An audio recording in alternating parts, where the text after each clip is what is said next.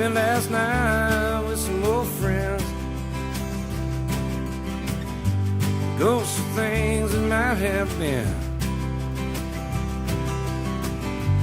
If I knew what I know now and then, would things be different?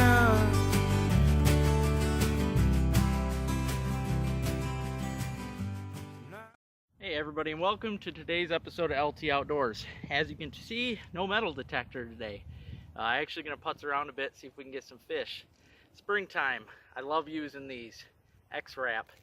I'm gonna show you how to correctly fish these, or at least how I fish these. There's a few different ways to fish them, obviously, but I'll show you how I do it. And usually I slay the bass and walleye and pike on them. So, especially in the spring, they're good because you can work them slow.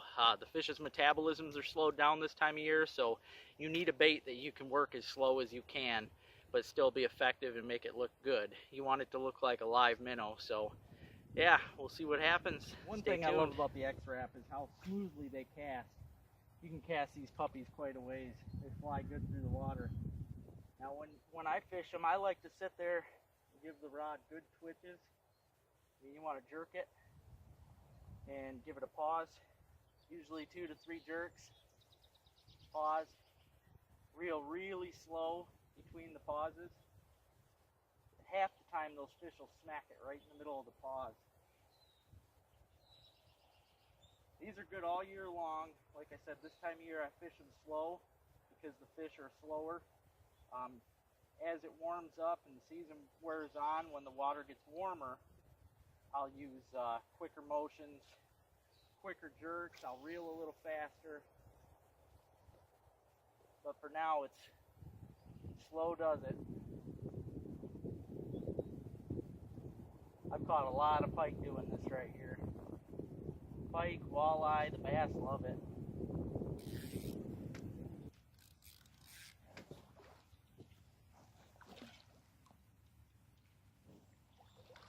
Yeah, that's a good one. That's a big fish right there. It's on my X-Rap. First one of the year. I've been slacking, been playing around too much with my metal detector, but yeah, she'll eat up. That'll be a good one for me and my mom right there. Get some nice cheeks off of it. Yeah, beautiful fish. X-Raps pay off. Hey everybody, LT Outdoors. Today I actually have a couple nice walleyes in the sink here, 20 and a 24 incher, and I figured it'd be a good day to show you guys how I fillet my fish. Because when I do it, I fillet them and skin them, you know, totally boneless. I'll show you how to take that strip of bones out. A lot of people don't know that, and how to get the cheeks, because you definitely don't want to miss those. Those things are awesome. It's like the filet mignon, okay? Now see, got some nice ones in here in the sink. And now I'm going to show you guys how I fillet my fish. Alright, now bear with me. I'm going to do this the best I can to show you guys, okay? First off, I'm going to get the cheek, which, just like where you'd expect it, there's a cheek right there. It's a patch of muscle meat, but it is really good. And you just fry it up. You ain't got to do nothing special. You fry it right up with the fish. I batter it up, throw it in, and you'll know when you eat it because it's a little chewier than your flaky meat. But I'll tell you, that is awesome. You definitely don't want to throw those away. I've heard of a lot of people throwing them away because they don't know any different, and I'll tell you, you're missing out big time. Same thing on pike. You get a good pike or a bass even. I've taken cheeks off of them. It all depends on the size, but the walleye cheeks are the best. Alright, first cut. Initial cut behind this fin right here. I get right behind it. Cut straight down till you feel that you've hit the bone. You'll feel yourself on that spine bone right there. You stop. Turn your knife sideways. Run it right along that back fin. Usually when I get down to about right here on this back fin, I push it straight through. Hopefully you see that. Work it down to the tail. Don't cut through the tail. You want to leave that tail connected. You'll see why in a minute.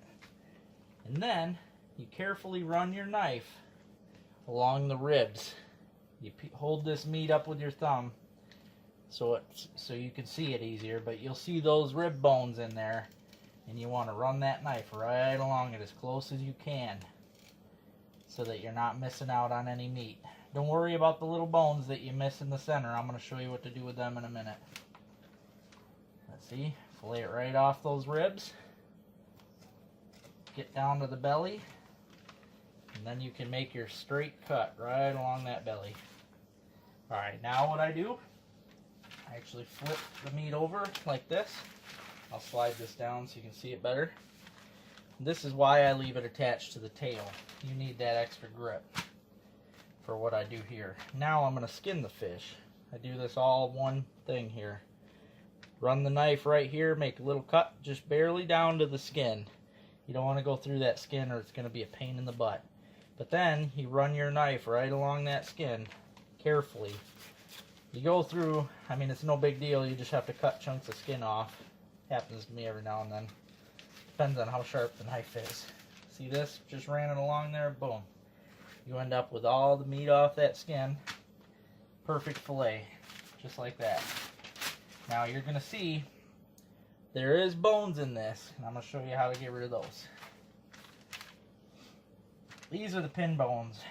If you feel with your fingers, you will feel a strip. It's just down the center though. That's all there is. So this is easy to take care of. And these paper sticks, great for that. I use scrap papers on all this stuff, but alright.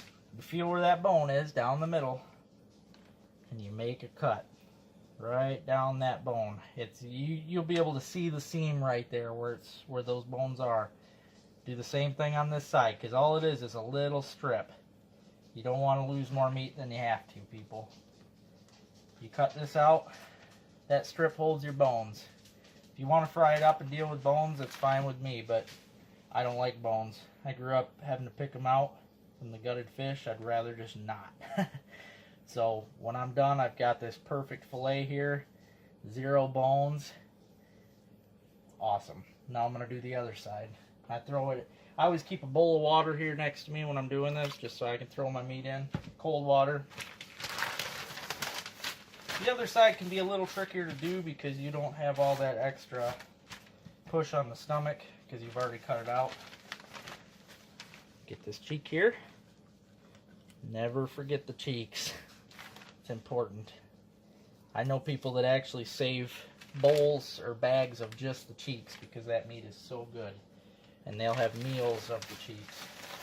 My buddy Ken Curzon on Facebook is one of them that does that. And he's actually the one that taught me the cheeks when I was a kid, thank God. Because I definitely like them. Alright, now same thing here. Start right behind that fin. You cut down until you feel the bone. You got to be careful too on walleye because these gill plates are really sharp. They'll slice you right open.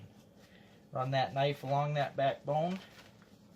Right along that fin. I get down to the tail piece, I push through, cut right down to the end, but don't cut all the way through. And work that knife along those ribs. This is where you pick up those pin bones, but they're easy enough to get out, as you've seen. Sorry if my hand's in the way, I'm a lefty, it makes it tough for this. Same thing, cut down the belly. Flip the fish over here.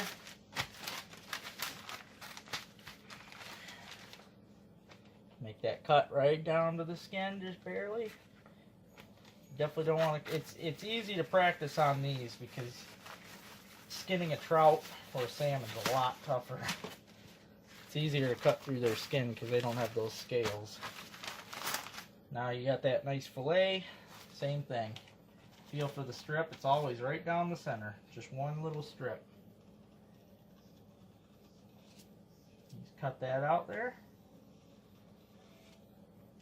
Now on some of the smaller fish, like even the walleyes that are, just barely legal, 15 inches, their pin bones, sometimes they're so small to where you can fry them up and you won't even know they're there, but I'd rather just not have to worry. Especially these. These were big enough to where I would have known they were there. Alright, I'm going to throw this guy in a bag.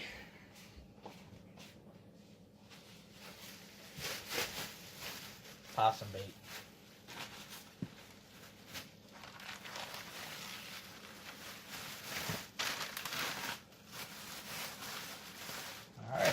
go get the big guy. This guy here is 24 inches. Both of these are great eater size.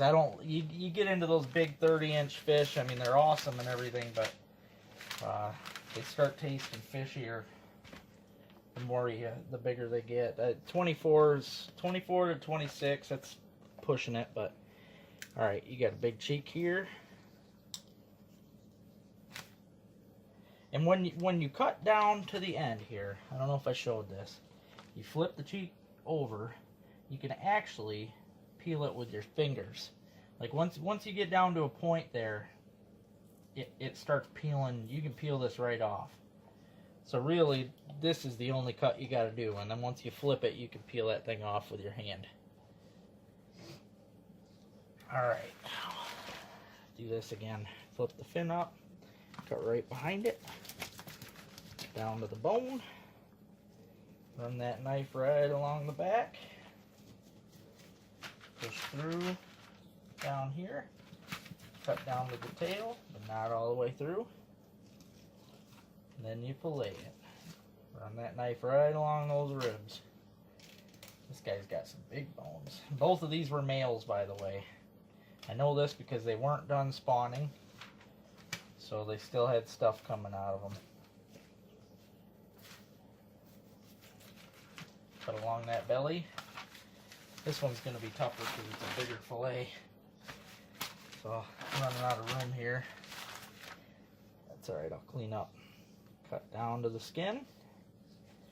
And then you carefully try to keep that thing straight along there. Like I said, if you do end up cutting through a piece of skin, you'll see it on here, like I was close right there. But if there was skin, you just carefully fillet right off. But that's a perfect fillet. Then of course got that bones down the middle here. Just run that knife. You try to take as small of a slice as you can. That way you don't lose any meat. Throw it in my bag. Yeah, look at that. That's a big old hunk of fillet right there. And one thing I like to do, even on, I mean, walleye's awesome as it is, but I do this on all my fish just because it kills the fishiness of it. I cut mine up into nuggets. Like, before I cook it, I will cut these all up into little, 1-2 inch squares. And shake them up into a bag of, seasoned flour or whatnot. And fry them, and oh, I'll tell you what, best fish ever.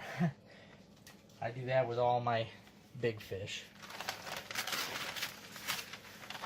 Alright.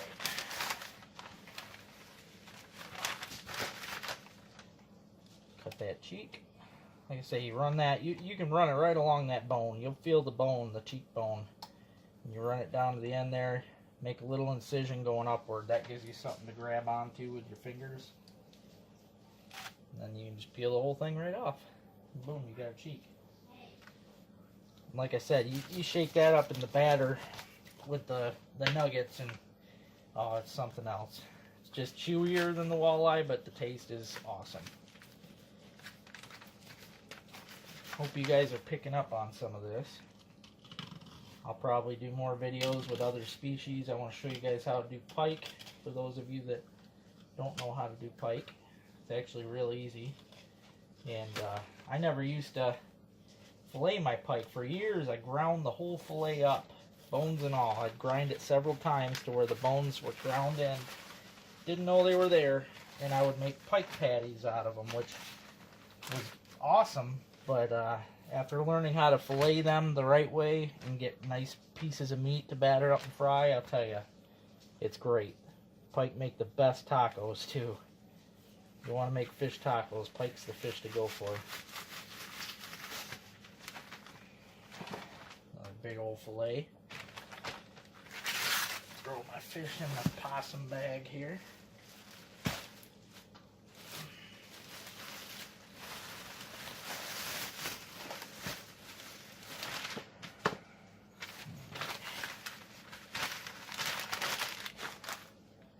Same thing, got that bone strip. Ruby wanted to come out and say hi. Don't know if you can see her down there. Alright. Cut that nice little strip here. And boom. Bone free and a big old slab of meat. You can't beat that, especially the price of this right now. I'm not sure what it is, but walleye's always high. Look at that. Nice bowl of meat. Cut that up into nuggets tomorrow. And I might even show you how it looks when I'm done with that. Alright, now I told you guys I'd show you what it looked like afterwards, right? Well, I almost forgot to, so I'm making up for that now. This is the first batch, but I got more I'll show you. These are the walleye. I cut them up into chunks, like I said, made nuggets. This is how you know when they're done. Alright, they're floating. Whenever I see that they're floating and they've got that golden brown color, that's when you know they're done. I pull them out. You see they're nice little brown nuggets. I let them drain just for a few seconds here, get the oil off. I'll show you.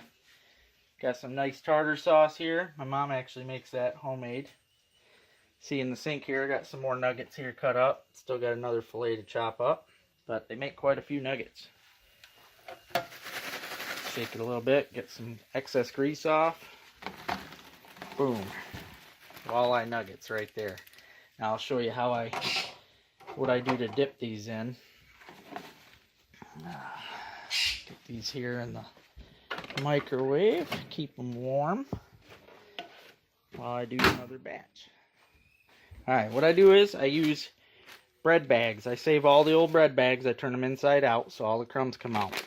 This Lefty's Spices Mix is an awesome dry batter mix, okay, for anything. I got this at Walmart. I don't know any other places that have it, but if you see this Lefty's stuff here, I highly recommend it. It's got a great taste. Oh, alright, come over here to the sink, grab my chunks. Doesn't matter what size, I just cut them up into nuggets like this because they'll cook up faster and you won't have any, I mean, walleye's not a fishy fish anyway, but works good on any kind of fishier fish like salmon or trout.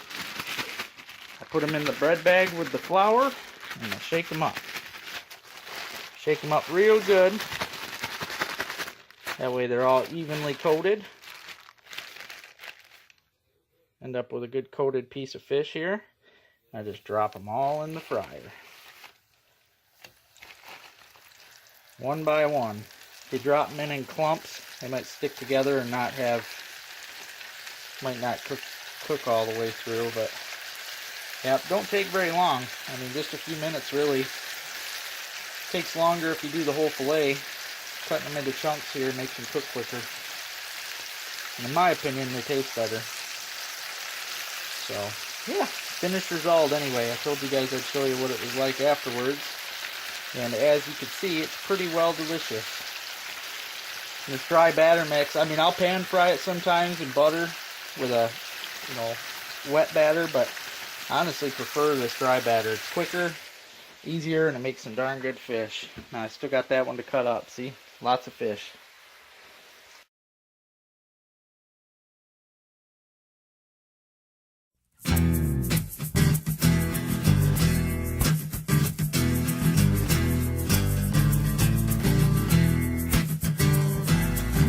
Should've looked in front of me, could've checked both sides. Didn't look behind me, hit me right between my eyes. Take me down, down, down all the way. How come every time I fall in love, it's got to be such a long way down? Told it straight to you, baby, ain't gonna sell no lies. You heard what you wanted to, said read between these lines. Take me down, down, down all the way. Say it, how come every time I fall in love, it's got to be